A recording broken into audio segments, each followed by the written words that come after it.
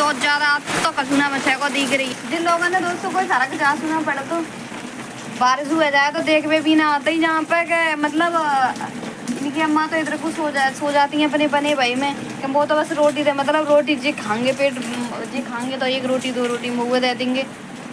मेला खत्म होता है एक रोटी खानी है तो इन्हें कोई मतलब ना रहे तो कछू पीजे कछू हुए कछू नहीं कछू कैसा हुए इन्हें कोई मतलब ना रहे तो चाहे वो तो मेरी लड़की सो रही है अगर सो रही ना होती जगरी होती तो उन्हें देख भी आती कि बासन भाड़े बढ़ावेगी सामान सबटा भीतर करेगी वो लड़की रोवेगी तो देख हुआ हूँ सोना आती क्योंकि उनकी तो अच्छी तरह से अच्छे मकान में रह रही है ना एक बूंद भी ना जाती जब परेशान हमें होता है। अब सगरी गैस वैस दोबारा धोएगे सगरा झाड़ू वाड़ू मार के अब देखिए जो पाई है वो हमें करना पड़ेगा ना उन्हें थोड़ी अब पेट का हम रोटी बनाएंगे तो हम उन्हें वो खा लेंगी माँ में थे कहाँ रोटी तो उन्हें कोई फ़र्क ना आ पाता तो कैसे भी कितने भी दुखी रह रहे हो मैं उन्हें कोई मतलब नहीं ना रही तो मगर दोस्तों थोड़े दिन की परेशानी है बत तो मेरे में आ ही गए अब अपने में मस्त रह करूँगी मैं और सोच रही हूँ अपनी किचन में गेट चढ़वाए के बाकी अपने में हवन करवाए के अपने में सेट कर लूँगी मैं दूसरे के सहारे ना रहूँगी दोस्तों। जिन लोगों को तो ऐसा रखना चाहता है कि जी हम दूसरे के मकान में रेवे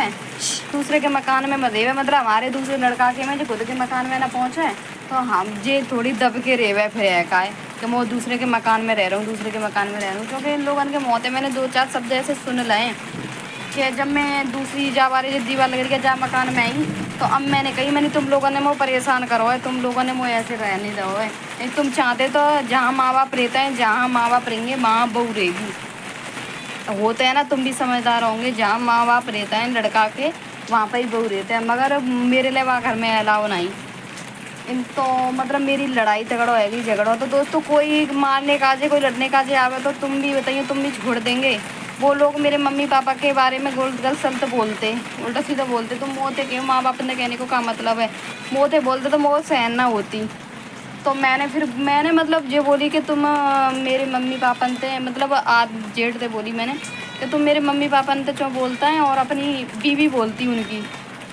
औरत बोलती मैं जेठानी भी ना कहना चाहूँगी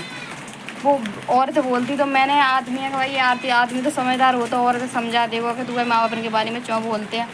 तो मैंने कोई फ़ोन करके जब आता 7 साल है गई 7 साल यही बात की मेरी लड़ाई है कोई लड़ाई नहीं है कि तू ऐसे मैंने कि तुम्हारी बीवी है ऐसे क्यों बोलते हैं और मैं माँ बापन ते उल्टी सीधी डारा पेशी करता कुत्ता कुत्ते पर मोते कहे ना तो डायरेक्ट मेरे हस्बैंड जी के मैं जेठ भी ना कहना चाहूँगी आरामी तई मेरे हस्बैंड जी के मतलब यूँ बोली कि हस्बैंड जी के भैया ने यूँ बोल रही कि वो तो दारा पेशी करेगी वो करेगी मैं करूँगा समझा मैंने कहीं समझा दे वो ऐसा ना कहे मेरे मम्मी तो पापा तो कहने को क्या मतलब बन तो मुँह तो कहे ना अभी बीवी समझा दो तो बात डायरेक्ट बाने मेरे भैया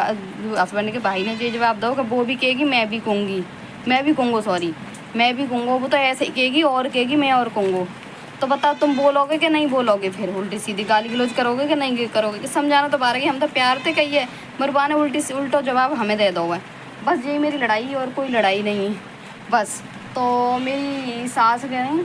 कि मतलब दूसरे के घर में रहने के लिए अपने गालन में जीव रखनी पड़ते हैं मुंह बंद कर रखना पड़ता है। तो दोस्तों इतनी मोते मेरे माँ बाप के बारे में कह रहा हूँ मैं बातें प्यार से कह रही समझा दे वो मोते खुद उल्टी सीधी कह रहा है तब भी मैं जीव अपनी गालन में बंद रखी थी तो जाकर मतलब यही तो आएगा कि तू दूसरे के मकान में हमेशा मतलब रहती वही के मकान में रहती उल्टी सीधी जो भी कहे तो वो कहे तो हम कहते कोई और हुए तो तू सुनती मतलब जीव गालन में ही रखती। और दोस्तों कोई कह रहा हो कि वो आप बदमो मार तो कब तक छोड़ दोगे तुम्हें का वो खुद सिंह अड़ा रहा है तुम में तो तुम अड़वाते ही रहोगे जानबूझ के बस मेरी यही लड़ाई और कोई लड़ाई नहीं है जाकी वजह से लोग इतना परेशान कर रहे हैं मुझे का मगर अब मेरी परेशानी ज़्यादा दिन की ना 10-15 दिन की मेरी परेशानी ख़त्म आएगी मैं अपने में रहूँगी इनकी कहानी ख़त्म। तो जिन लोग तो जो चाह रहे हैं कहीं जाको सेट ना हो जाको मकान वगैरह तो जो हमेशा हमारे नीचे दब के रहे हुए और दोस्तों दब के भी रहो जाते है मगर ऐसे थोड़ी कि तुम बेफजूल सताओगे मैंने ऐसे शादी करी है तो बेफजूल मोह सताओगे नहीं मैंने भाई अपनी ज़िंदगी है मैं हूँ तो अच्छी तरह से जीना चाहती तुम्हारी दाब दोस्त में चलो सास की ससुर की दाब दोस्त में रह लूँगी दब के रह लूँगी जी थोड़ी कि तुम्हारे सगरे परिवार के ख़ानदान के दाब में रह लूँगी ताकि कोई मेरे का खाने तो नहीं डालने आ रहा हो अपने आदमी को खा रही हूँ अपनी मेहनतें कर रही हूँ, खा रही हूँ। मेरा आदमी घर ला के डाल लो है, मैं बना रही हूँ, खा रही हूँ।